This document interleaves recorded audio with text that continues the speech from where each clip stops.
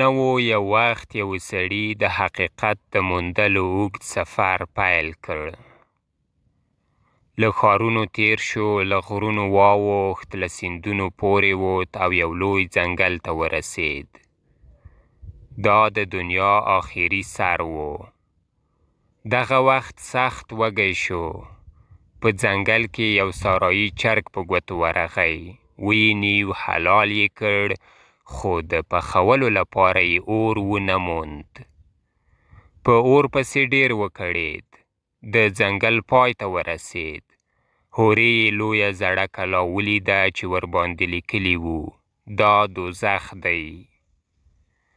مسافر خوشحاله شو. دروازه یې ور وډبوله. چوکیدار راووت. چوکیدار ته یې وویل: چرګ پخوم، یو څه اور مې پکار دی.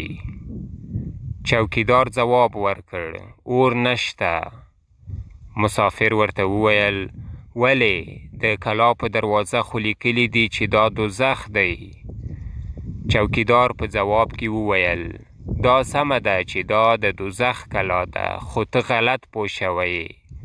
دلته اضافي اور نشته.